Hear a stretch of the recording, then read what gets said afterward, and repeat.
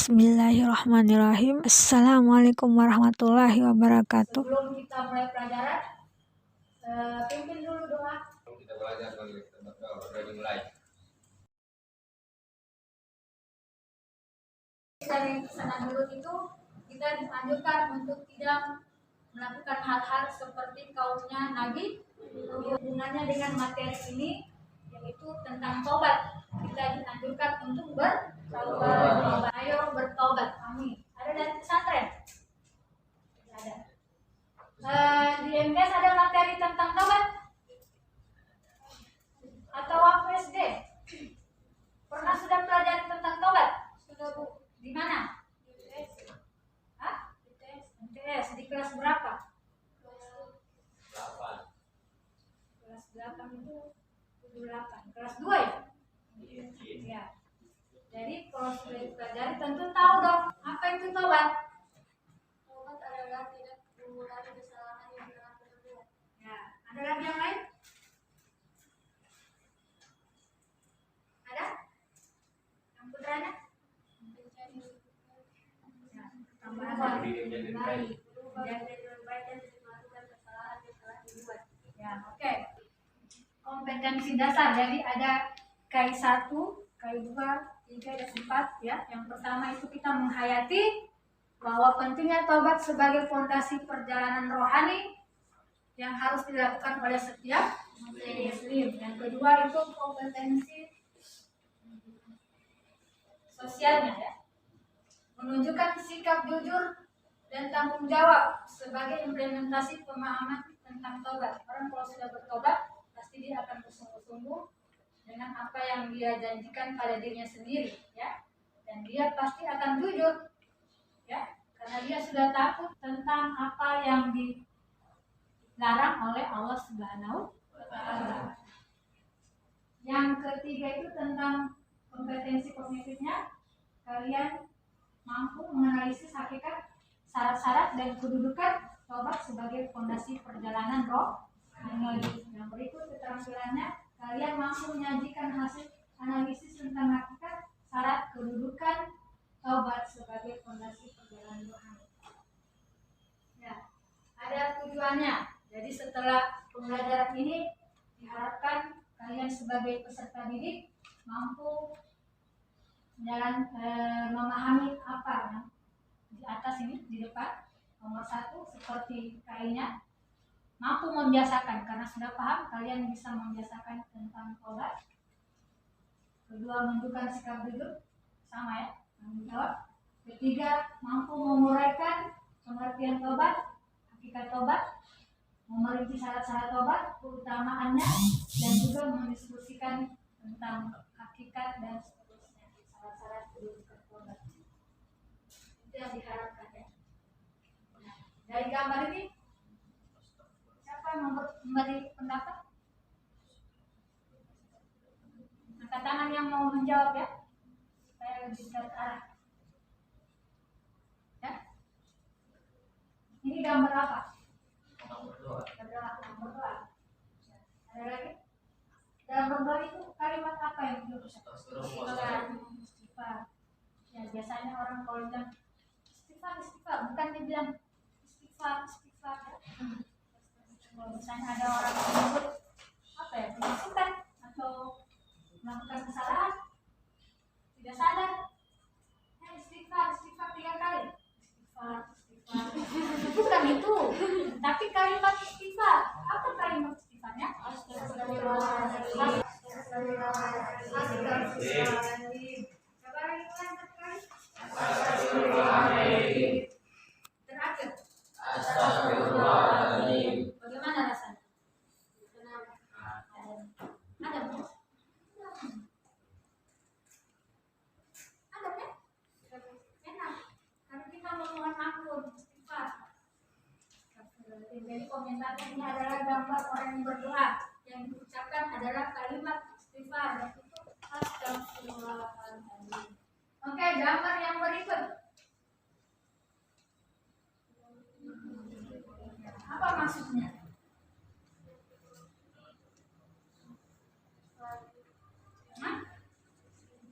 Ya, jangan tunda tobat. Kenapa? Tadi bilang jangan tunda tobat karena tidak ditahu datangnya kematian kapan. Siapa tahu sebentar pun. Jadi istighfar terus. Ya. Yang lain? Siapa lagi? Kenapa kita harus bertobat? Ya? Kita tidak tahu ajal kapan datang. Ya, tidak tahu ajal datang. Ya, oke, komentarnya bagus. Jangan tunda tobat karena kita tidak tahu kapan lagi mati katanya. Ya? Allah itu maha dari mata penyayang. Ya, betul. Sekarang pengertiannya. Tobat adalah kembali. Kenapa dibilang kembali? Secara bahasa. Kembali. Kita kan ini dibilang sudah bangsa, kita harus berjalan di jalan yang lurus, ya. Misalnya ibu dari sini mau ke sana, tetapi belum sampai di sana ibu sudah berbelok. Bagaimana caranya supaya ke sana? Ya ibu harus kembali ke jalan yang lurus tadi supaya bisa sampai ke sana. Ya, jadi kalau orang tujuannya Allah terus dia berbelok, dia harus kembali dan menuju ke Allah. Ya, jalan yang lurus menuju kepada Allah Subhanahu wa Ta'ala. Kalau dia belum kembali, dia tidak bisa ke sana. Dia belok terus. Ya. Jadi perbuatan yang tidak baik yang dilakukan. Ya. Berikut secara sari apa yang dia katakan? Tobat adalah meninggalkan dosa karena takut kepada Allah. Ya. Meninggalkan dosa karena takut kepada Allah. Terus menganggap perbuatan itu adalah perbuatan yang buruk atau maksiat. Terus apa lagi? Dan menyesali perbuatannya dan tidak mengulanginya lagi. Seperti apa yang kalian katakan tadi. Itu adalah pengertian taubat dan secara bahasa dan nah, jadi kalau kita sudah taubat, kita harus mengisinya dengan perbuatan atau amal kebaikan, ya. Ini hakikat taubat. Hakikat taubat adalah perasaan hati yang menyesali perbuatan maksiat yang sudah terjadi. Terus mengarahkan hati kepada Allah pada sisa usianya serta menahan diri dari dosa, melakukan amal saleh dan meninggalkan larangan. Jadi intinya hakikat taubat itu adalah perasaan hatinya, ya, perasaan hati. Seperti tadi kalian mengucapkan istighfar. Beda rasanya kalau kalian mengatakan dengan hati dengan tidak. Itu dilihat dari hatinya. Allah itu melihat hati, bukan melihat dia itu kayanya, miskinnya, tampangnya, tidak. Kita di hadapan Allah sama. Apa yang membedakan? Hati, amal, ketakwaan, ya. Ketakwaan yang membedakan. Nah, tentu ketakwaan ini berasal dari hati tadi. Kalau hatinya itu mengatakan itu salah, tentu dia tidak akan melakukan kesalahan yang salah. Paham ya? Ya. Hakikatnya dari hati.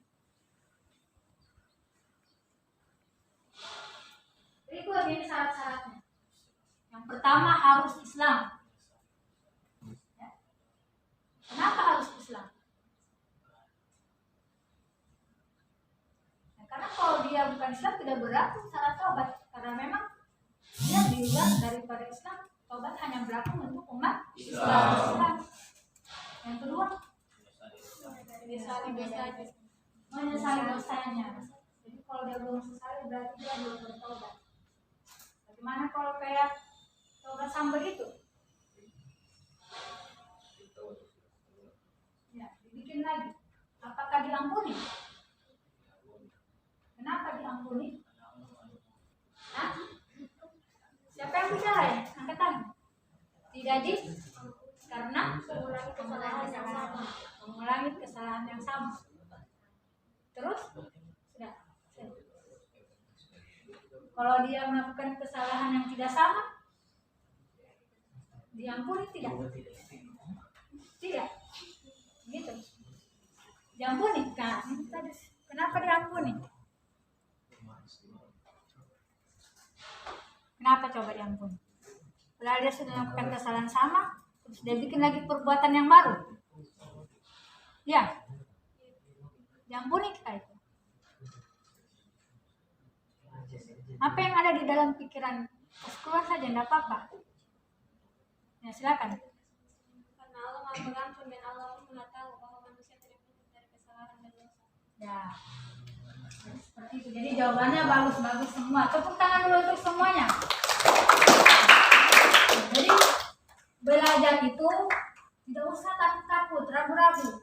Kalau kalian itu sudah tahu, pasti kalian tidak perlu sekolah, ya. Kita kan karena tidak tahu sampai kita belajar, jadi tidak apa-apa. Keluar saja unek-unek yang ada di kepala. Tapi di sini, kalau di luar jangan. Kalau di sini berbuat salah, ibu bisa luruskan, bisa membenarkan. Jadi Allah itu Maha Pengampun. Dosa apakah yang Allah tidak ampuni? Ya, menyekutukan Allah. Kenapa? Kenapa ya? Berarti Allah itu Perbuatan yang keji. ya. Berarti Allah itu Maha cemburu ya? Iya. Ya. Kita saja bukan Tuhan. Kalau diduakan, cemburu, sakit. Sakitnya itu di mana? Di hati. Ya, di situ. Apalagi Allah. Ya, ada yang mengatakan kejadian 2018 kemarin itu sama dengan menyekutukan Allah. Sehingga Allah itu murka, marah. Jadi jangan manusia saja diduakan tidak mau, apalagi Allah. Itu ya, itu jadi patokan. Oke. Yang berikut, menyadari kesalahan. Ya, kita pernah melakukan kesalahan kan? Yakin? Kesalahan seperti apa? Ya, itu kalian dan Allah yang tahu. Ya. Jadi selama kita masih mengakui kesalahan kita, perbuatan kita, berarti kita masih manusia. Ya. Karena kalau tidak mengakui kesalahan, yang tidak melakukan kesalahan itu kan hanya malaikat. Malaikat itu tidak pernah salah. Dari awal sampai akhir, sampai ya tidak pernah dia melakukan kesalahan karena dia taat kepada Allah. Nah, kita ini perpaduan antara malaikat dan itu makhluk yang lain. Jadi manusia ini punya kebaikan, punya keburukan. Disitulah letak kesempurnaan. Namun manakala kita tidak mengakui kesalahan kita, kita adalah sombong. Pasti kita punya salah. Bahkan ada yang mengatakan bahwa hadirnya kita di dunia ini adalah satu kesalahan. Betul tidak? Oh dia. Hadirnya kita makhluk manusia di bumi ini adalah suatu kesalahan. Ada yang beranggapan seperti itu. Bagaimana tanggapan kalian? Betul atau tidak? Betul. Kalau betul alasannya kenapa? Kenapa? Hadirnya kita di muka bumi ini adalah karena suatu kesalahan. Ya.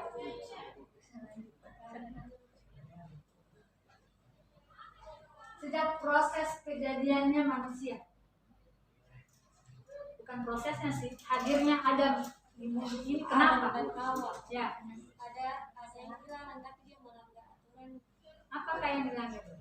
memakan buah. Memakan buah kuldi. Iya. Ya, jadi kisahnya Nabi Adam melanggar perintah Allah.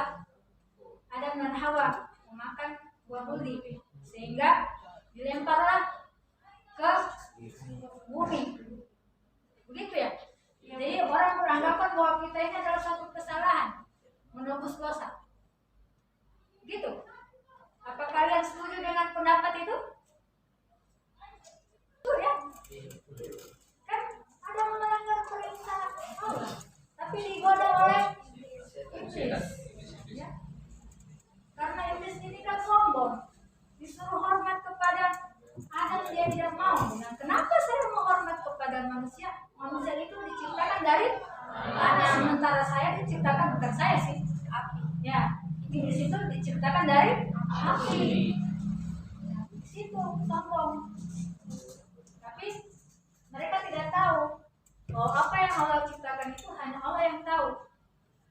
Sebenarnya mereka pun tidak setuju kalau manusia itu akan diturunkan di bumi. Nah, tapi tanpa kejadian itu pun sebenarnya sudah direncanakan manusia itu akan diturunkan di bumi sebagai khalifah. Hanya karena Adam dan Hawa melakukan pelanggaran, maka diturunkan lebih cepat dari waktu yang telah ditentukan. Maka dianggaplah bumi ini seperti ibarat hukuman. Ya. Nah, maka Adam itu bertobat terus, sehingga orang yang tingkatan tobatnya paling tinggi adalah Nabi Adam. Nabi Adam yang paling tinggi tingkatan tobatnya karena kesalahan tadi, ya. Jadi dia tidak bisa ke surga. Turunkan karena dia tobat, tetap kembali ke surga. Seperti itu. Ya. Oke, berikutnya. Masih di kelas? Baru sampai di kelas? Ya, jadi kalau syarat tobat itu salah satunya juga ikhlas, bukan karena paksaan, betul-betul keinginan dari hati. Tadi kan tobat bilang hakikatnya perasaan hati. Kalau karena ikutan orang itu belum terpaksa. Nah, toh nanti kalau di akhirat kelak timbangannya kan nafsi-nafsi. Saya ikut ini, tidak bisa begitu. Kenapa juga ikut si dia? Padahal kita mempertanggungjawabkan perbuatan kita masing-masing. Ikhlas. Berikut, mohon ampun kepada Allah dengan membaca istighfar. Ya. Jadi walaupun kalian duduk, ibu berdiri, itu terus dalam istighfarnya. Ya. Nah, karena kita tidak tahu kesalahan apa yang kita lakukan. Ini mata, tempatnya dosa. Kalau kayak orang yang tidak melakukan dosa, lebih baik tidak usah keluar, kurung diri di kamar, ya, supaya tidak aneh-aneh dilihat. Orang pincang sedikit pasti tidak disebut tapi dalam hati. Nah itu bahaya, yang di dalam hati itu bahaya, ya. Oh dia dulu begini, ya. Itu telinga juga, ya. Telinga juga mendengarkan yang begini langsung, ya. Jadi dijaga ya panca indera. Karena ya cara yang menjaga, kita harus banyak beristighfar. Terus berjanji tidak akan mengulangi, ya. Terus menutupi kesalahan dengan perbuatan yang terpuji. Jadi setelah kita kosongkan perbuatan yang tercela, kita isi dengan perbuatan yang terpuji. Terus apa? Taubat sebelum nafas. Apa maksudnya? Sampai di tenggorokan. Apa maksud kalimat tersebut? Bertobat sebelum nafas sampai di tenggorokan. Sebelum ajal menjemput. Kita bolehkah tidak tunggu dijemput? Kita yang store diri, boleh? Tidak ya. Bukan kita yang menentukan ya. Tetapi karena kita tidak tahunya tadi kapan ajalnya kita, seperti komentar-komentar kalian yang awal tadi, maka kita harus tobat segera dan rajin apa itu? Sebelum matahari terbit, apa maksudnya? Sebelum kiamat. Ya. Disayangkan sekali ya, seperti kejadian 2018, pasti ada yang mau kembali lagi di dunia ini, tapi tidak mungkin bisa kembali lagi. Nah, orang-orang yang masih diberikan kesempatan, maka dia harus banyak-banyak bertobat. Sekalipun dia tidak melakukan kesalahan besar, tetapi kita harus bertobat walaupun hanya perbuatan yang secuil. Berikut, memperbanyak istighfar. Tentukan Rasulullah tiap kali bertobat dengan 100 kali dan rajin salat tobat. Boleh kalian coba pulang dari sekolah salat tobat, ya. Nah, kalau salat tobat itu tidak ada waktunya. Kalau kita laksanakan pagi itu menghapus tobat yang semalam. Melaksanakan malam berarti menghapus tobat yang siang pagi ini, ya. Jadi terhapus terus dosanya kita, ya. Ya karena apa yang kita lihat, apa yang kita dengar, pasti hatinya kita juga ikut berbicara, dan itu harus dibersihkan dengan istighfar dan juga salat tobat. Yang terakhir tolong dibaca. Lain-lain maka harus mohon maaf. Ya, itu berhubungan dengan manusia. Kalau Allah itu maha pengampun, ya.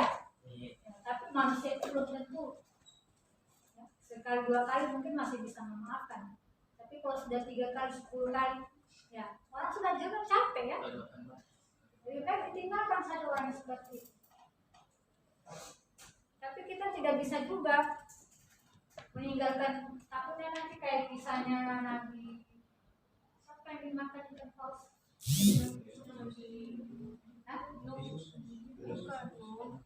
Nuh, ya?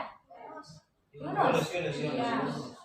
Itu karena dia tinggalkan umatnya tidak mendengarkan. Jadi dia tinggalkan. Nabi saja dapat ujian. Memangnya kita Tuhan yang mau mengubah orang?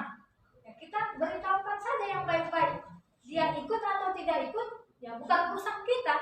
Sama seperti misalnya ibu sudah memberitahukan hal yang baik-baik, terus kalian langgar, itu bukan urusan ibu lagi. Ibu sudah menyampaikan hal yang baik, hal yang tidak baik, yang tidak perlu, yang tidak boleh dilakukan, terus kalian langgar. Kalau misalnya ibu mau marah, itu bukan haknya ibu. Kan hidayah itu datangnya dari Allah. Sudah mau putus urat leher memberitahukan pengajaran yang baik, kalau kalian tidak dengar, ibu juga sudah angkat tangan. Ya, kita hanya manusia, yang menentukan adalah Allah. Yang berkehendak orang itu menjadi baik atau tidak juga Allah Subhanahu wa Ta'ala. Jadi kalau berhubungan dengan manusia, kalau ada utang dibayar, ya, dibayar utang. Karena itu yang membuat nanti awalnya kita tidak tenang. Ya, kalau orang yang berutang tidak ikhlas, ya, bagus kalau diberikan keikhlasan, kalau tidak akan dimintai pertanggungjawaban. Kalau misalnya dicaci, difitnah, ya, kita juga manusia biasa. Kalau Nabi Muhammad itu sudah dilempari kotoran, sudah dicaci maki, tapi tetap dia suap orang yang mencacinya itu, yang mencela dia. Begitu Nabi Muhammad ya, wafat, digantikan oleh sahabatnya, dan dia merasakan beda cara orang yang mengingat kemarin dengan yang hari ini. Lalu ditanya, pernah dengan saya? Nah, itu. Padahal yang dia caci selama ini adalah orang yang memberikan, ya, sikap yang baik saat dia menyuapi. Ya, tapi dicaci, memang kita memang selalu berbuat niatnya baik, tapi belum tentu orang menerima dengan baik. Maka kita harus selalu serahkan kepada Allah Subhanahu wa Ta'ala. Allah Maha Pengampun, siap tentu. Kalau kita minta ampun kepada Allah, ya Allah saya bikin kesalahan dengan si A, tapi Allah bilang kembali ke dia. Saya ini Maha Pengampun, tapi hambamu, temanmu itu belum tentu mengampuni. Ya, jadi jaga sikap kepada teman, ya, kepada sesama, jaga. Karena kalau sudah tergores hatinya, bagaimana sudah memperbaiki hati yang retak, sama seperti kain yang robek ditambal, tidak sama. Atau kaca yang pecah mau dibuat utuh, itu tidak sama seperti semula. Mungkin dia berlaku baik, iya, kan? Tapi tidak sama sudah modelnya, tidak sama sudah perlakuan sebelum kita melakukan kesalahan dengan kita melakukan kesalahan. Ya, jaga sikap, karena Arab itu halus. Ya. Kita memang belajar Arab, tapi belum tentu kita berakhlak, karena itu hanya sebatas teori. Akhlak itu akan dilihat ketika kita mempraktekkan akhlak itu sendiri. Berarti akhlaknya memang baik, dia tidak buat-buat. Ya, bukan karena ada maunya, ya, bukan karena dia mau dapatkan nilai, tapi memang dia orang yang baik. Ya, oke. Itu syarat-syarat tobat. Kita lanjut. kedudukan tobat. Nah, menurut Ibnu Qayyim ya, kedudukan tobat itu ada di awal, di tengah, di akhir. Jadi sangat penting tobat ini. Ya, katakan lahir itu suci. Jadi usahakan kita juga perginya itu meninggalnya juga suci. Ya, anak bayi yang lahir itu belum tahu dosa. Ya, jadi cara untuk membersihkan diri dari dosa yaitu dengan taubat. Supaya kita kembalinya istun bukan sukul ya. Berikut ada yang mau baca ini ayat balik? Silakan. Ini yang pakai halaman termel. Ayo. Silakan.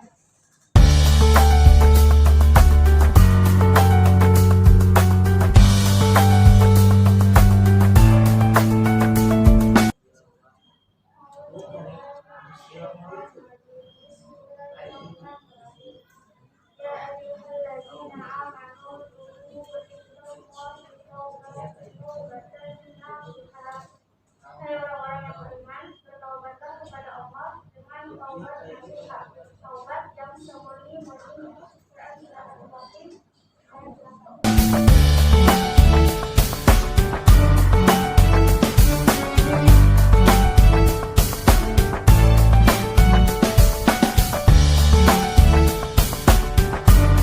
Kedudukan taubat. Maksudnya ini keutamaan ya. Sebelum nanti keutamaannya itu pertama meraih kecintaan Allah. Dengan kita sering bertobat muncul cintanya Allah kepada kita. Ya. Seperti misalnya mencintai orang yang nampak dengan yang tidak nampak, sulit yang mana? Kenapa? Karena tidak ada wujudnya. Ya, ya kan? Itu ujian. Kan Allah itu tidak nampak. Tapi bagaimana caranya kita itu bisa mencintai Allah? Memang Allah tidak bisa dilihat secara kasat mata, tapi kita bisa melihat dengan mata hati. Makanya hati harus bersih. Kita bisa rasakan kehadiran Allah. Ya. Bagaimana ibadahnya kalian waktu masih SD, SMP? Ibu harap kalian sudah di aliyah itu akan berubah. Ya. Kalau masih kecil ibadahnya, sholatnya nanti harus diambil kayu baru sholat. Nanti disiram dengan air baru bangun. Dipercik air. Ya. Tapi sekarang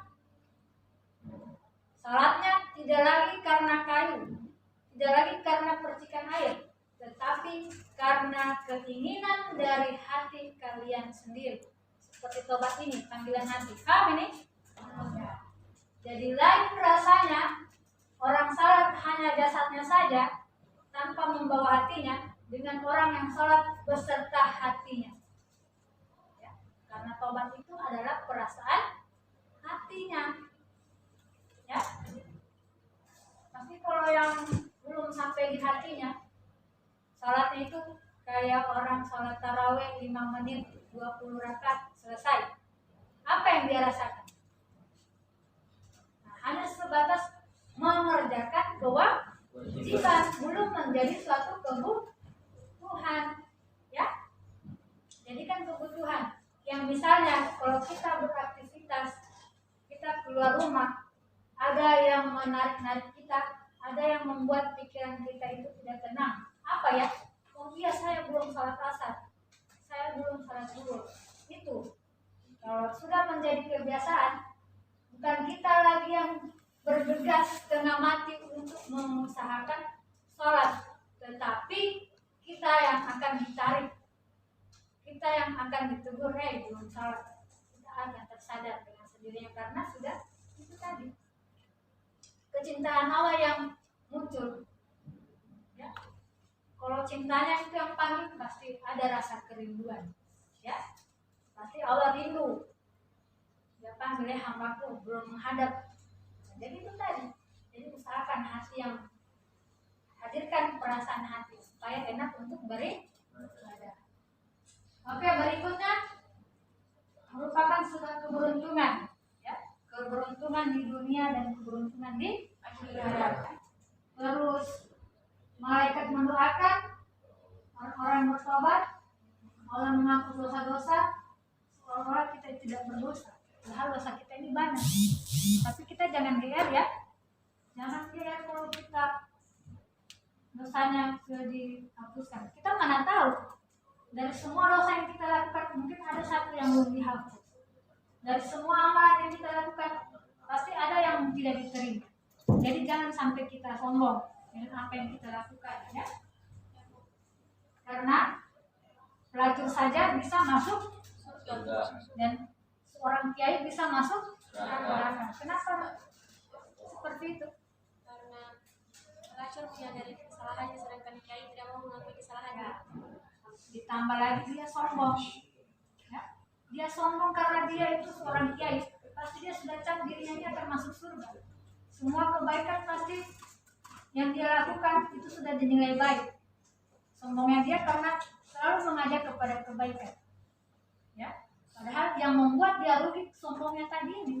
Sementara si pelacur selalu merasa dia adalah orang berdosa. Namun kalau dia bertobat sebetulnya seperti nasuha, tobatan nasuha, maka dia akan masuk surga. Wallahu a'lam bishawab. Semua itu Allah yang menentukan. Surga dan neraka itu bukan urusan kita. Tapi kita terus selalu berbuat kebaikan dan menghindari semua apa yang dilarang oleh Allah Subhanahu wa taala. Nah, yang berikut, dengan tobat kita itu akan bersinar dan bercahaya. Pasti tidak perlu lagi pakai krim biar glowing. Ya, rajin-rajin saja tobat. Insya Allah itu cahayanya itu dari dalam, inner beauty, ya. Beda.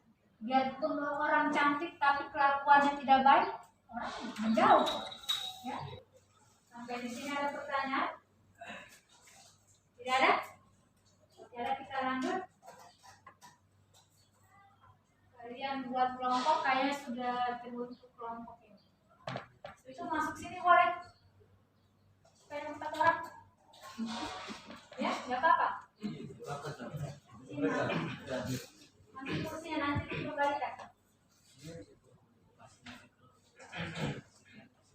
Sudah terbentuk dengan sendirinya. Alhamdulillah. Ya, sekarang perhatikan ini ya, yang kalian harus lakukan. Sudah terbentuk dengan sendirinya kelompok, ada 3 kelompok. Masing-masing kelompok menentukan dan mencari informasi atau permasalahan dari berbagai sumber atau yang dialami, kita alami ya, dalam kehidupan sehari-hari tentang materi taubat, kemudian memberikan alternatif jawaban dari masalah yang kalian angkat. Sampai sini bisa dipahami? Kalau memang sudah dipahami, silakan kalian diskusikan permasalahan apa yang harus kalian angkat. Informasinya boleh dicari di internet, atau misalnya permasalahan yang kalian alami atau keluarga kalian alami, tetangga kalian alami atau teman kalian alami, kalian ceritakan ya, dicatat. Terus setelah itu berikan alternatif jawaban, solusi apa yang harus dilakukan dalam permasalahan itu. Terus kalau sudah selesai kalian presentasikan dan kelompok lain menanggapi. Bisa dipahami? Ya, silakan. Nanti setelah presentasi ada tanggapan, ada koreksi, kalian ketik ya. Hasil presentasi itu kalian ketik, rapi-rapi yang menarik, tidak usah di print out, nanti langsung kirim ke ibu. Paham ya? Jangan lupa nama-nama kelompoknya. Oke, silakan dilakukan. Satu orang mencatat supaya ada bahan untuk presentasi. Nah, silakan. Masalah apa yang diangkat? Banyak persoalan tentang sobat ya. Mengerti ini? Paham? Silakan. Jadi nanti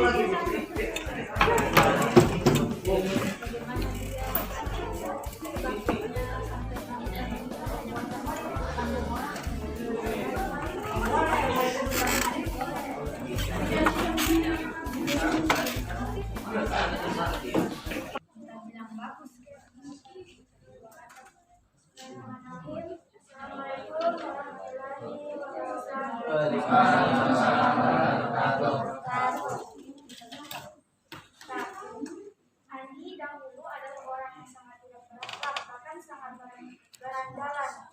Walaupun dia seorang muslim, tidak jarang Andi meninggalkan sholat, berbuat zalim, dan juga berbuat dosa besar lainnya. Assalamualaikum warahmatullahi wabarakatuh. Assalamualaikum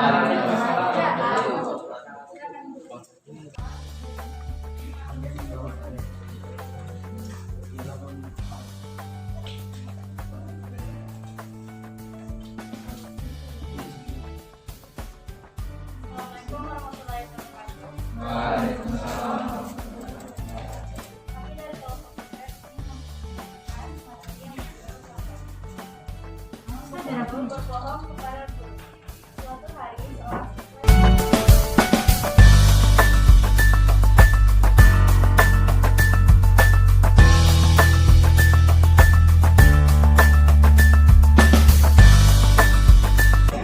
Assalamualaikum warahmatullahi wabarakatuh. Waalaikumsalam. Semua kelompok. Jadi kesimpulannya, dengan kalian melaksanakan tugas seperti ini, kalian jadi paham ya tentang tobat. Tobat adalah suatu perbuatan yang harus kita lakukan untuk menyesali perbuatan yang kemarin dan berjanji untuk tidak mengulanginya lagi, dilakukan dengan hati yang sungguh-sungguh, yang tulus, ya. Dengan tobat kita akan mendapatkan keberuntungan baik di dunia maupun di akhirat. Oke, jadi ada nanti tugasnya kalian kerjakan di sini ya. Nanti sudah ada yang dikirim, nanti tinggal kalian klik di link tree, ya. Paham ya? Jadi ada tugas di situ di dua kiri. Wabillahi taufiq wal hidayah. Assalamualaikum warahmatullahi wabarakatuh. Sebelumnya berdoa dulu. Waalaikumsalam warahmatullahi wabarakatuh.